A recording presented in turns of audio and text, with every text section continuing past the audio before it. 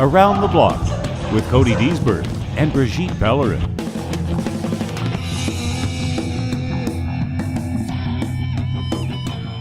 Before we start, I wanted to say something. What did you want to say? I wanted to tell people that if they like what we do, there are several ways that they can help us get the word out. And sometimes people don't realize just how much reviews make a big difference. They help us get new listeners. So if you're listening to this podcast on iTunes or any of the other places where you can get a podcast, hey, and you like it, how about you write us a nice review? That will help us a lot. And also don't forget to share. That's right. Share the podcast on your social networks, and this helps us get new listeners and new people who will, we hope, get into what we have to say. Share the love. All right. I would like you to tell me, who do you think karate is for? Everyone. From the age of? Wow. I always say that, there has to be a starting point. As you know, I got turned away my first time because I wasn't ready for karate. Right. So that does happen. So what I always say is, does the kid know when they're doing something right or wrong? Mm-hmm. And, can they talk? And are they able to follow basic instructions? Sure. And right. that's basically the right or wrong part that I'm talking about. Not so much you're going to get into trouble, but if we're teaching discipline, it does help if they do understand what the difference is. Right. And if they're able to follow when you tell them, sit down, listen, they're able to do that. And so usually around, some kids are ready by about 3, others more like 4 or 5, sometimes 6, or even older sometimes. Yep. And I mean, it all depends on the program that you have set up for them, right? We're lucky enough at Duvers that we have that Tykes program already incorporated in it, which usually starts around age 4. Mm-hmm. But recently we just started a Little Kickers, the right. Ninjas in Training program there. And they're the very cute ones. They are extremely cute. But they're working on just getting on the floor. That's right. And following a couple moves and kind of just warming them up to the idea of karate, right? Because that's one thing sometimes the little kids, they don't really want to leave their mom behind. The separation anxiety actually is, you see it more and more nowadays. Mm-hmm. It was, I don't remember it that much when I was that young. However, yeah, like that's our number one issue right now that I see coming in, is the kids having separation anxiety. And the parents too. Well, the parents sometimes are also contributing to that, not just a little bit. And it's funny because some kids are super ready. You say, okay, bye, Mom. And they just go with the instructor and they're happy. And they don't Some of the kids don't even say bye. They just run. You look back and they're already on the floor. But other kids are having a lot of trouble. So how's your best strategy to deal with that, or some of your strategies? Because I'm sure it depends a lot on the kids and the parents. But how do you do that? A lot of times we try to get the parent on the floor with them first. Mm-hmm. That's number one. Because if the kid is crying and really, they got the talons gripping on, it's going to be hard to pull them away, and then that's going to cause bad blood, right? With you. I mean, you're taking them away from their parent that they want to be with. And they'll never want to be at the dojo again. That's right. And so we can't have that. No. So it's usually getting them in baby steps, have the parents come on the floor. Some parents are even encouraged to do some of the stuff with them to get their kids to do it, because otherwise they won't kick, they won't punch, they won't sit or stand. They'll just stand there. Right. And they show great discipline in doing that. But, so that's the first step. And then slowly we try to work the parents off the floor. I've had it where we've done the, what we call the Houdini. We have the parent disappear about halfway through the class, and then the kid is, and I tell them just stand in the hallway so that if I need to, I can bring you back in. But we get the kid on the floor in close to the door, and then, they're looking back at their parent the whole time, and I'm talking to the parent, and then slowly I see that he starts having fun. That's when I say, okay, now we're going to do a Houdini. That's right. You are now disappearing. Right? And we pull them off the floor. Kid looks back and then is like, no, yeah, keep going. You're doing great. Mom will be back soon, or dad will be back soon. Right. And if they forget, success. The kid never has an issue again of getting back on that floor. Well, I shouldn't say never, but. Right. Because sometimes it does happen again and again, and we have to work with them over time, and it takes a little a couple of months sometimes it could take for some kids, but usually less than that, usually a week or two, and they're pretty comfortable then, and then they can go and they start making friends with the other kids, and then they start looking at the senseis and they see them as non-threatening, Yes. friendly. Sometimes they can be a little bit scary because of the discipline enforced, right? When you look at a kid and say, now it's time to, and you take your very serious voice and say, okay, if you don't listen now, you can have a timeout. Whoops, now they know it's serious. But because they've learned to know you and accept you, then they will listen to you more because you've built that relationship with them. And then once you have that stage, then you've got them, really. Yeah. And you know, we also encourage the parents to try karate too. Mm-hmm. You know, that does help. The more the merrier. The more the merrier, not just with the business side of it, but also because we believe that, you know, karate's good for all.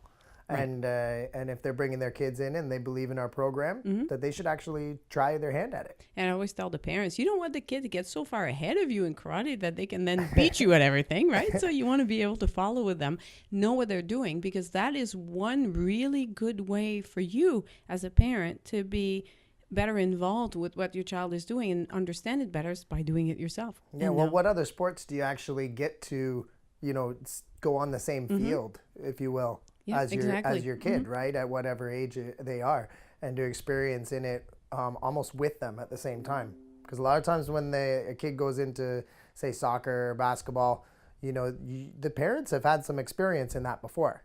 Right. So this is kind of a learning curve for both of them, and they can both share. That's right. In what they're doing and teach each other. And we have a lot of parent-children units or combos or family members doing it together, certainly at our dojo. And I know I see them sometimes on Facebook commenting on that and how grateful they are that they can actually share that experience with their child or children.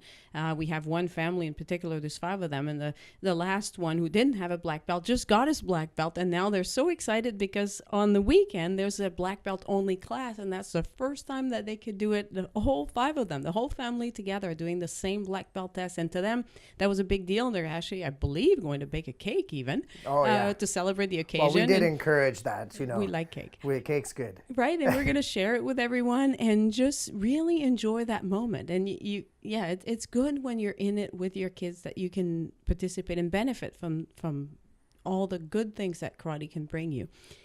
So that brings us to adults. Obviously, kids, you know, people think, obviously you enroll your children in karate, that's a good thing to do. Teenagers too, because that's a good way for them to be involved in something that is interesting, cool, very physical, but also very disciplined. So that's a good thing sometimes for teenagers that you might be concerned could potentially be interested or tempted to follow the wrong crowd. Get them in a dojo. Or no crowd. Or no crowd at all. But if you get them in a dojo where the crowd is good, then that's one, like Forrest Gump would say, one less thing to worry about, that your kid is not suddenly going to go off and hang out with the wrong crowd because they're so busy at the dojo exercising all the time. So that makes sense. Young adults, you could see that too. They're young, they're fit, they're healthy.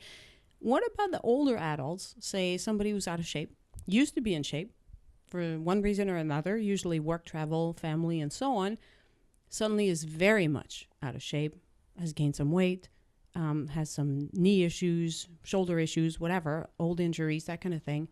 And they're looking at that and say, I wish I could, but no, that's not for me. What do you tell them? Well, it's day one, right? Everyone starts where they start, especially with the adults.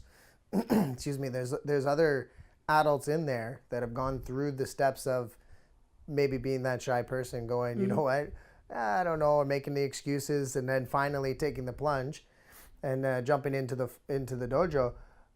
But they remember what it was like to be a white belt, and they also are very encouraging of each other to do it, right? It's sharing in the love of their sport, you know, share the health, as we call it. And it's basically, you have not just the instructor there to help you, but you have all those other people. And I don't get to see it as often in the change room, but from what I hear, there's a lot of encouragement going on after class. Oh, for sure. You know, anybody that has any kind of tough lessons, if you will, whether it be physical or the mental aspect that they're trying to grasp in karate, when they're in that change room and the other adults are there going, no, that's normal. Right. This happens all the time, but what you'll see is this, and this. That's right. And it kind of helps each other through the same process. But again, it's a very individual sport. So what you put into it is what you get out of it. And anybody with injuries, anything like that, we always say, well, it's cater to you, right? We can modify. We can always That's right. find a different reason or a different way, to apply that same technique. So what you do sometimes see adults that want to start karate, but they say, okay, so I have a knee or a shoulder or something, I can't put any load on it. How am I going to manage to do any of the exercises? So you tell them what? Oh, it's basically, we can modify anything that you're doing. You know, martial arts is designed to work with all different types of people. And with that, you can adapt and still apply similar principles, or even just, promote the pieces that you do have, right? Whether it be, if it's your upper body that's stronger, then we can still work with that, right? If you can't twist on your knees, and we also keep an eye on them to make sure that they don't go further than what they This should. can happen sometimes. This And you can want to avoid injuries, obviously. Well, yeah, we want them to come back, right? Right. And get stronger. And I always say when people start, and even as they get more intermediate and they start pushing themselves harder, and then they say, oh, hang on, this is hurting, or I'm sore and I'm stiff, that there's a big difference. And this is a very useful skill in karate, but I'm sure in other sports too. There's a big difference between the kind of pain that you can boast about because it's good pain and the pain that says, uh-oh, watch out because this is going to injure something. Well, and that's a big thing that karate teaches too, is to be in tune with your body and to listen to your body. With that good pain and that bad pain, you're hearing a lot the more you train, right? And developing a lot of that, just that relationship with yourself, so that you can understand and work with it, so that you can work through the good stuff, right? And keep an eye on the not so good stuff. So I'm just a little bit sore because I did a whole bunch of bags. I hit the bags a lot and hard, and my shoulders suddenly are very, very stiff. I do push-ups and it's, I can't. I feel like I'm suddenly 50 pounds heavier. That's fine. I can work through that. But if my knee, the joint, is bothering me, that's something I have to pay attention to. Yeah, well, muscle pain is good. Joint pain is bad. Right. But from what I've been told, because I'm still, either denying my age now You're still young. and getting older, but it's something that I've been told from other people going through it. Is like, hey, Cody, listen, you can either get old and hurt, or you can get old, have fun, and hurt. So you might as well do the stuff that you want to do, because either way, you're going to fall apart. That's right. And I have this way for middle-aged people to say, aging is kind of managing the decline, but your body is going to, at some point, work less. There are things, even if you're still strong, and I like to say I've never been this fit, and I'm 46 and a half. But I know at some point, some things are going to start being less able to continue pushing. I mean, I will be able to continue pushing, but I won't get necessarily the same results. My muscles will they might push back a little bit. Start atrophying. Those kinds of things will happen. I get up in the morning, I'm a little bit stiff, but that's why I go running, right? And then it goes away. So I'm still lucky that I manage, or maybe it's good management. I'm not too sure, but I like the way that the karate is. I'm able to modify it when I need to if something's hurting, and then go full blast, full speed ahead when I'm feeling fine, and then to modify it when I am not feeling fine. Or when I was pregnant, for instance, I had no choice. There were things I was really not supposed to be doing, not for me, but for the baby, but also for me. Your body really goes through a lot of very big changes, and you have to be able to adapt to that. And karate is one of the few sports that I know of where you can do this.